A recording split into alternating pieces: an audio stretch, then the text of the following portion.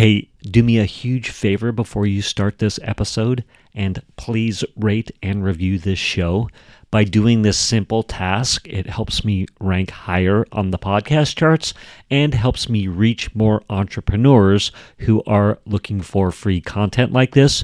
It will take you less than 30 seconds of your time. Thank you in advance, and I hope you enjoy today's episode. I had an epiphany on the two types of documenting, and that's what I'm going to talk about on this podcast episode. And it was a big moment of clarity and a big moment of freedom for me. So as I've been growing my online business and trying new things and trying to put myself out there in the social media, and I'm in coaching groups and reading books and watching content on how to grow and how to get your word out there, how to get interaction, how to create engagement. And, you've got, I always hear this, document the process. And I would hear, document, don't create. Document, don't create. Gary Vee is a big document, don't create guy. How do you post 5 times a day? You document, you don't create. You just take pictures or snapshots or write little blurbs of what you're up to in the moment, and you pump it out there, and you do as little post-production as you can, so that increases your speed to market with your content, or speed to social media, or speed to posting. And he's very big on quality is in the eye of the beholder. Value is in the eye of the beholder. And that you will find your audience if you just crank out the content. And other people say that as well. Of course, there's the other side of the coin, where people are like, they only want to put out the most curated, highly curated, shiny, post-produced content, which is great. They're really trying to, focus on that brand look.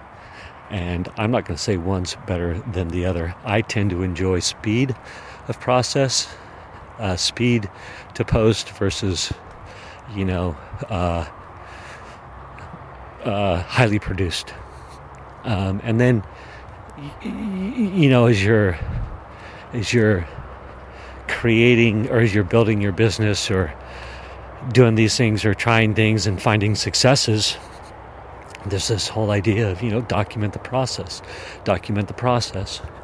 And up until very recently, I wasn't able to separate those two out, documenting the process versus document, don't create. And, the importance of documenting the process is that you've got your SOPs, you can scale, you can do all these things that were very elusive to me. And I've been mostly thinking of things along the lines of document, don't create, as I was trying to get content out, and document, don't create. But then all of a sudden, I had 2 amazing conversations, which I alluded to in the previous episode. But those 2 conversations first one was with Mark Stern. Mark Stern does swag boxes, but he does swag boxes on steroids. And what I mean is, he is the best at having your swag boxes tell a story. And their swag box is such a, I wish I had what he called them in front of me, because swag box does not do what he does, it doesn't do it any justice whatsoever. And yeah, so you can Google Mark Stern, and what's his his company name is escaping me, but he is having a ton of success growing his business, his swag bog big business. Mark, I am so sorry. So Mark was interested in what I was doing with my testimonials, and I got a chance to jump on a Zoom call with Mark, and we started talking about, he's probably a year and a half ahead of me with his business, and he's having a ton of success and a ton of interest in his, went from being a one-man show to all of a sudden he's got 20 employees plus or minus, and he is cranking, and he's figured out his frameworks and how to tell his stories and how to help his customers. He helps his customers tell their stories with these boxes, and he helps create engagement and stickiness and interest and love for the customers who use him to help make those boxes. Their customers love them even more, right? So powerful. And the other conversation I had was with Damon Burton, the owner of SEO National. But back to Mark. So Mark was basically telling me his story and his journey, and how all of a sudden he was having a ton of success. He found his niche, and he said the more you can niche down and hone in on your niche and be the guy that is known for this one thing, better off you are. So he was very excited for me to have my testimonial guy, frameworks, process, idea, to be doing that work, because he's like, that's so good. It's such a great niche that you can focus on and get known for. And so he was telling me his journey, and then he started talking about how the natural progression of his journey, and that what he did that has helped him grow and scale so much so fast is that he was documenting along the way. Right from the start, he was documenting. And my brain was like, wait a minute. I started thinking of content. Document, don't create. And we quickly went on to another subject. And then we ran out of time. Call ended. And I wrote down, I need to circle back around with him and talk to him about this documenting. Like, wait a minute. You can't leave me hanging like that. So I got to talk to Damon Burton and do an interview. And it's a 5-part interview, and the different parts are dropping slowly but surely. But Damon talked about documenting the process and creating standard operating procedures, and how that helped him grow and scale.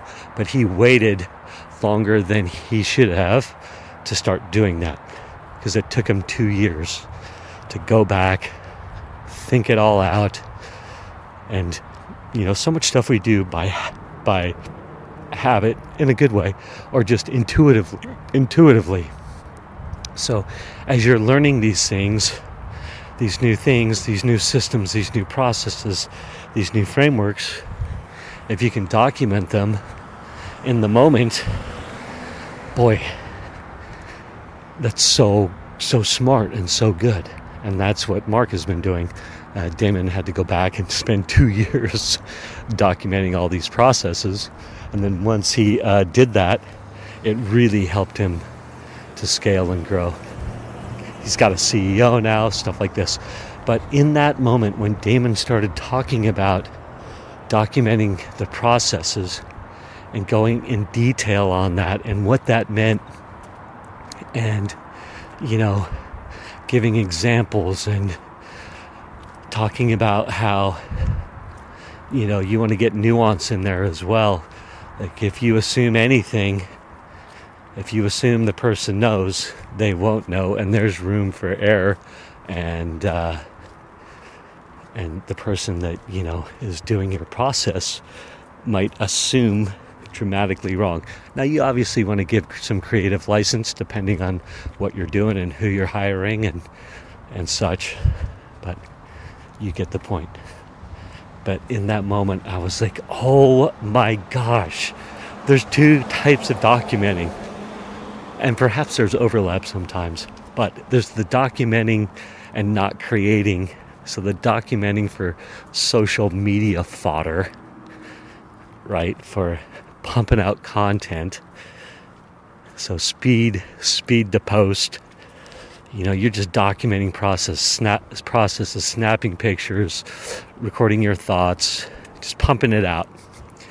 And then there's the documenting your processes for standard operating procedures so you can scale, so you can hand those processes to team members, so you can turn your intuitive greatness into frameworks and procedures, and then somebody can replicate your greatness, right? And it was like, oh my God, what a breakthrough that was for me. So I'm so excited. So now I'm focusing a bunch of my effort on practicing. Well, I'm practicing documenting procedures in the moment. So as I'm doing editing things, or I'll give you one quick example and then I'll let you get back to your day. As I'm editing up videos of testimonials or other things, interviews basically, keywords are so powerful. So I've got this process of creating the Final Cut Pro library. Where do you house it? What are the different folders? The A roll, the B roll. How do you create all that? So, and then importing the content, right? And then there's this whole procedure to when you finally get to editing the content. And as you start sorting through the content, you start applying keywords to key sections of content so you can find it, sort it, get back to it, and start putting together the pieces of the puzzle. Anyway, I've been writing out that process. And awesome. So I guess where the overlap is you could take pictures of yourself writing your SOPs, and then you could post them. Here I am writing my SOP for editing testimonials. Right? All right, there you have it. The two types of documenting and the importance and power of both. Thank you for listening to this episode of the Table Rush Talk Show. For resources to help you sell your stuff, go to belove.media/resources. That's belove.media/resources. And be sure to subscribe, comment, 5-star, and share. Thank you again for listening.